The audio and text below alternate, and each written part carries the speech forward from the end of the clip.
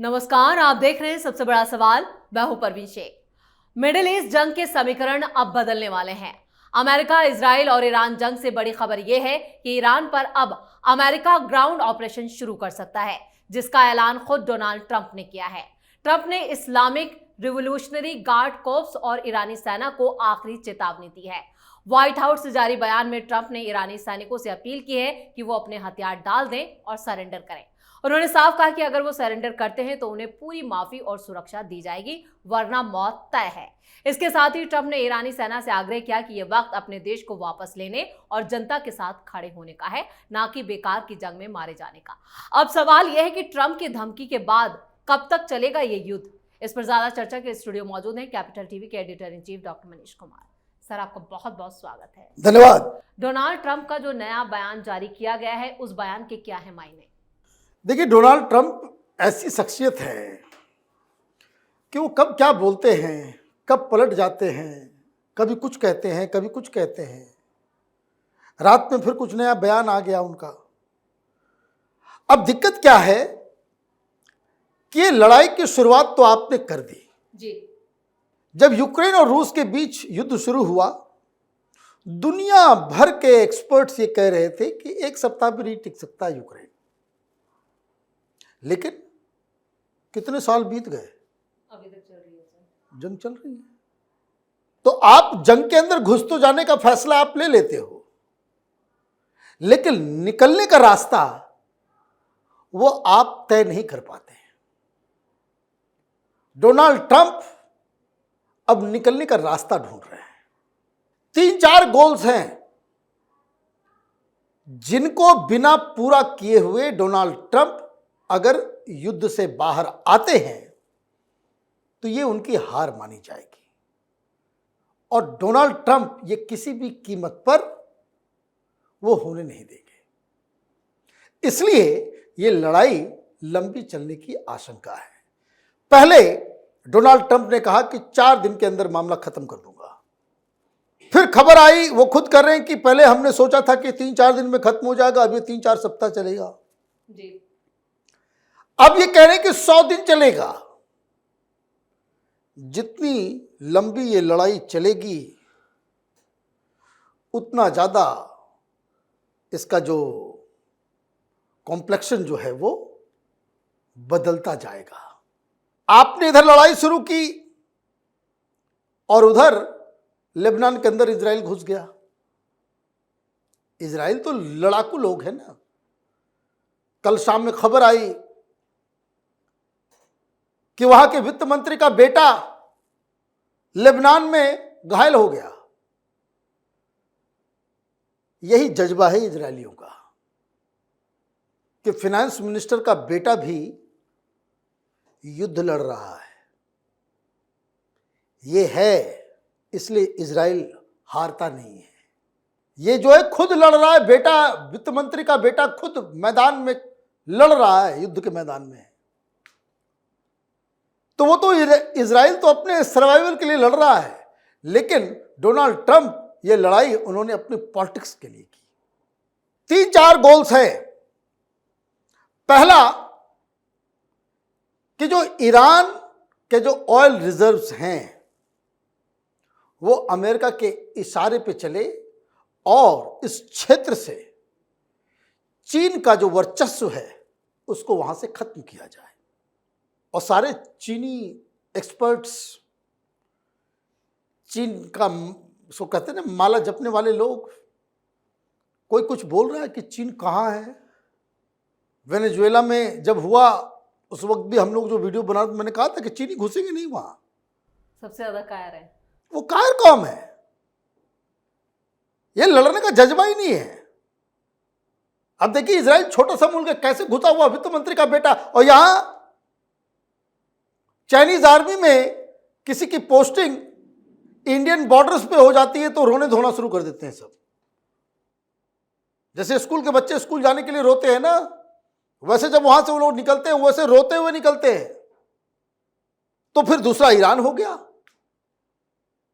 जब वेनेजुएला हुआ, बहुत सारे लोग, हिंदुस्तान में भी बहुत सारे पत्रकार, एक्सपर्ट्स पैदा हो जाते हैं ना। इंटरनल इंटरनेशनल पॉलिटिक्स का ABCD नहीं मालूम वो सब भी एक्सपर्ट हो जाते हैं, रवीश कुमार टाइप के इस तरह के जो है ना, कि अब तो चीन को लाइसेंस मिल गया कि वो ताइवान के ऊपर, भाई कुछ नहीं करने जा रहा है, ये सिर्फ कि बहुत बड़ा पावर है चीन, बहुत बड़ा पावर है चीन। क्या कर लिया गलवान में, तो पीट पीट के हमने मारा, पीट पीट के मारा हमने, क्या रिटेलिएशन, कुछ नहीं, बातचीत पे आ गए। लास्ट लड़ाई वो लेटर 70s में ये लोग लड़े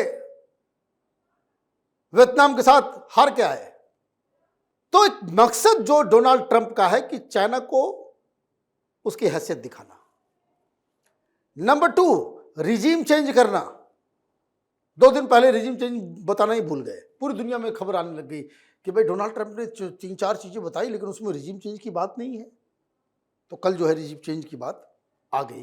लेकिन डॉक्टर साहब यहाँ पर खामनेई के बेटे पर इतना ऐतराज क्यों है ट्रंप को? वो अगर डोनाल्ड ट्रंप कह दें कि हम तय करेंगे, वो अगर तय कर दे तो ठीक है जी, किसी की कोई पर्सनल दुश्मनी थोड़ी है। He wants to capture the resources oil.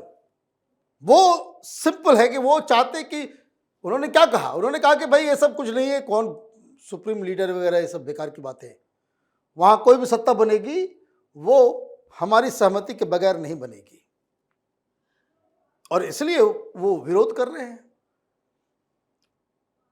तीसरा ऑब्जेक्टिव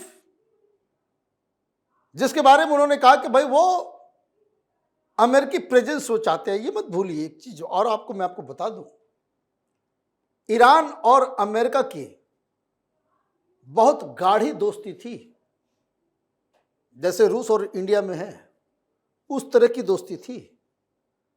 ये इस्लामिक रेवोल्यूशन हो गया, वहां पे ये कटमुल्ले टाइप के लोग आ गए, शरिया का कानून लगा दिया, तो रिश्ते खराब हुए। तो वहां जो है वो उस चीज को वापस वो रिवाइव करना, और इसलिए उन्होंने कहा कि जितने भी आर्मी वाले हैं सारे लोग हैं, जिंदगी चाहिए तो सरेंडर कर दो, इस रिजीम को छोड़ो, जनता के साथ मिलकर के नई सरकार बनाओ।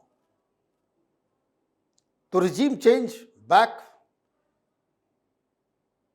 निगोशिएशन और बातचीत कहां पे जाकर के खत्म होगी, लास्टली तो डिप्लोमेसी ही आएगा। ईरान कोई छोटा मोटा देश नहीं है, बहुत विशाल देश है, उसको फिजिकली कब्जा कर लेना ये नेक्स्ट टू इम्पॉसिबल है, अनटिल अनलेस वहां की जनता बिल्कुल सड़क पे आना आ जाए। अभी क्या है कि जिस तरीके से वहां पे जो इस्लामिक रिजीम था, उसकी जो ताकत और जमीन जो स्ट्रीट पावर तंत्र, एक जो सिस्टम तैयार किया, वो सिस्टम इतना पावरफुल है कि जिसकी वजह से, जिसके डर से, आपको मालूम है वहां उसने क्या कहा कि जो कोई भी सेलिब्रेट करता हुआ नजर आएगा, सरकार के खिलाफ बोलता हुआ नजर आएगा, गोली मार दी जाएगी देन एंड देयर। इसलिए सब लोग घर पे चले गए। तो ये जो कॉम्प्रोमाइज की बात है वो बिल्कुल साफ है। क्या कहा अमेरिका की तरफ से कि किसी भी कीमत में ईरान के पास न्यूक्लियर वेपन नहीं होना चाहिए। तो पहला जो शर्त है, ये रिजीम भी कंटिन्यू कर सकता है, लेकिन आपको ये पहली शर्त माननी पड़ेगी कि ये जो न्यूक्लियर इनरिचमेंट का जितना भी प्रोग्राम है, ये सब आपको बंद करना पड़ेगा, सरेंडर करना पड़ेगा। और दूसरा कि आपके पास कोई भी ऐसी मिसाइल नहीं होनी चाहिए कि जिसका रेंज 300 किलोमीटर से ज्यादा हो। उससे कम का मिसाइल आप रखिए, लेकिन उससे ज्यादा का मिसाइल आप नहीं रख सकते। तो ये बातें माननी पड़ेगी। और यही रिजीम अगर कॉम्प्रोमाइज के लिए तैयार होता है तो आपको गैस, मिसाइल और न्यूक्लियर, इन तीनों के ऊपर अमेरिका की बात माननी पड़ेगी। अदरवाइज ऐसे ही चलेगा, ऐसे ही चलेगा। मैं शुरू से कह रहा हूं ये असिमेट्रिकल वॉर है, जिसमें ईरान के पास ही खोने के लिए सब कुछ है। अब पिछले 24 घंटे में आप देखिए कि जिस तरीके से इन लोगों ने वो स्ट्रेटजी बनाई थी कि हम पूरे मिडिल ईस्ट में आग लगा देंगे, चाहे सऊदी अरब हो, यूएई हो, ओमान हो, कतर हो, है ना, बहरीन हो, कुवैत हो, हर जगह जो है हम बॉम्ब मारेंगे और ऐसा प्रेशर क्रिएट हो जाएगा कि अमेरिका जो है विड्रॉ कर लेगा। लेकिन वो लंबा चला नहीं। पिछले 24 घंटे में आप देखिए, आप खबर आ रही है कि दुबई में ये मिसाइल गिरा, या फिर यूएई आपको अबू धाबी में कुछ अटैक किया गया, सऊदी अरब में यहाँ अटैक किया गया। अब ये खबरें आनी बंद हो गई। तो दो कारण हैं, आइदर हिम्मत खत्म हो गई है, स्ट्रेटजी फेल हो गई है, या फिर ये जो आर्सेनल है इनके मिसाइल के वो अब खत्म हो गए।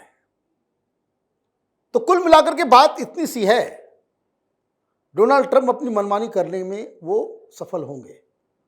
2 सप्ताह लगे, 4 सप्ताह लगे, 4 महीना लगे, but that game is over.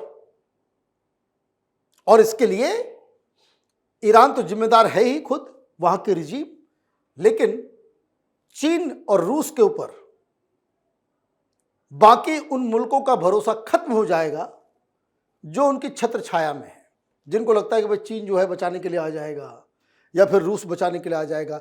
ये बेसिकली इस दादागिरी से, जो कहते हैं ना भाई मल्टीपोलर वर्ल्ड बन रहा था, अब अमेरिका सुपर पावर नहीं रहा, डोनाल्ड ट्रंप ने यह साबित कर दिया कि पूरी दुनिया का एक ही गुंडा है, एक ही सुपर पावर है, और वो अमेरिका है। और उसके सामने चाहे वो चीन हो, चाहे वो रूस हो, ये सब कहीं स्टैंड नहीं करते हैं।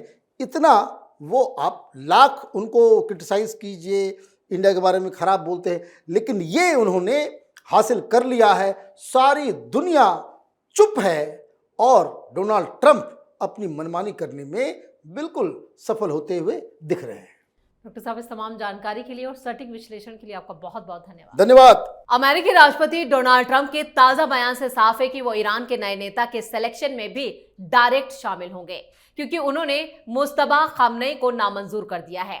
ट्रंप का यह बयान अमेरिका और ईरान के बीच जारी जंग के बीच आया है। उन्होंने इस बात पर जोर दिया कि इस महत्वपूर्ण फैसले में उनकी भूमिका होनी चाहिए, जिससे क्षेत्रीय और वैश्विक राजनीति पर इसका सीधा असर पड़ने वाला है। इस खास शो में इतना ही। वीडियो कैसा लगा कमेंट करके अपनी राय जरूर दें। वीडियो को लाइक करें, शेयर करें और कैपिटल टीवी को सब्सक्राइब जरूर करें। धन्यवाद।